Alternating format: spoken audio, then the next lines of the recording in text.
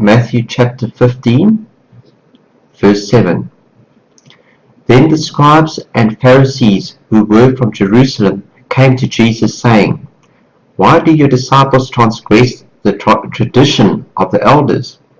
For they do not wash their hands when they eat bread. He answered and said to them, Why do you also transgress the commandment of God because of your tradition? For God commanded, saying, Honor your father and your mother, and he who curses father or mother, let him be put to death.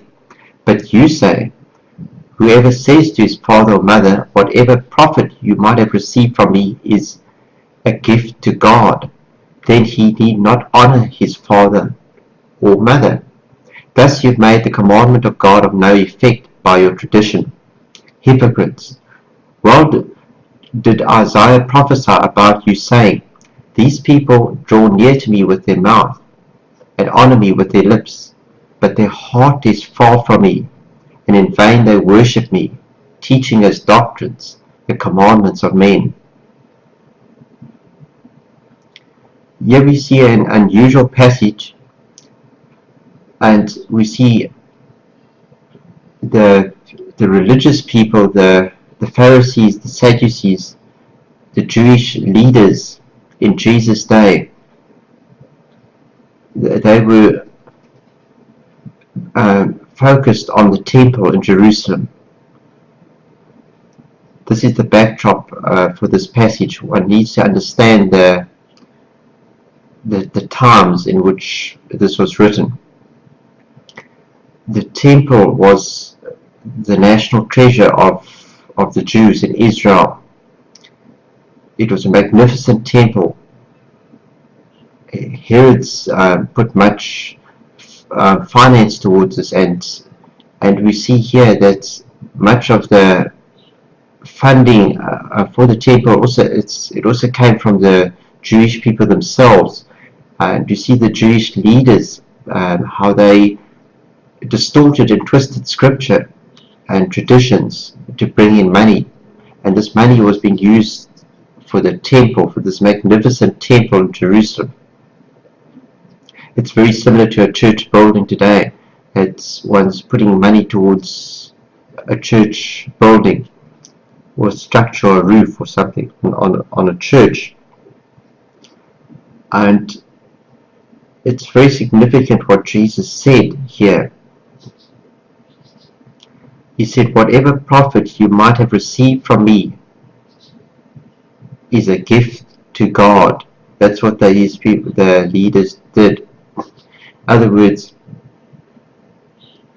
if any financial things that you had that came to you, you could give to the work of God. And if you gave to the work of God, you did not have to honor your parents or anybody else in your life.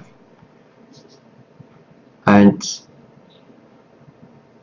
it's more what's important, what's behind this.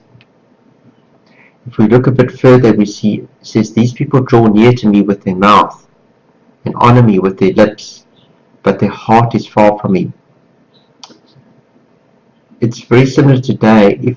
If one doesn't have a walk with God in which one turns one's heart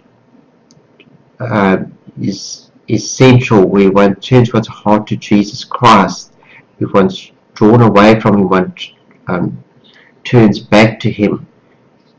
Very much of this, the true walk with God, is tied up in the classical Christian foundation, which I bring forth on this website.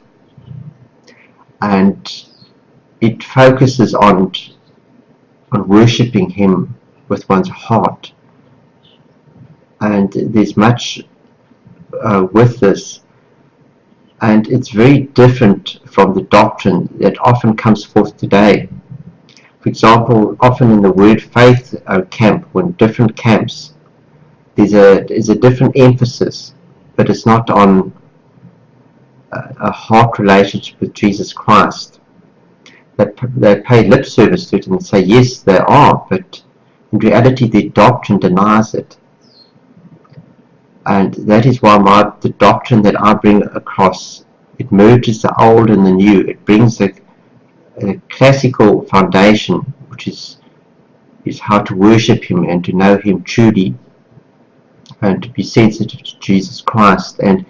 But when you have that relationship of abiding in Him like that, you will become sensitive to other people, and you will not fall into this trap that the Pharisees fell into. You will have a right balance. There will be a proportion in the way you do things in life. You will be balanced in Jesus Christ. And I'm coming across to you as an apostle. And why I'm coming to you as an apostle is not that I'm trying to lord it over people. I'm not lording it over those that are part of this ministry. Rather, the reason why I've been called as an apostle is to do with the foundation. That I'm emphasizing the foundation of Jesus Christ. Apostle Paul said that his main purpose was to lay the foundation, and that foundation is Jesus Christ. And that is also my purpose, is to lay this foundation.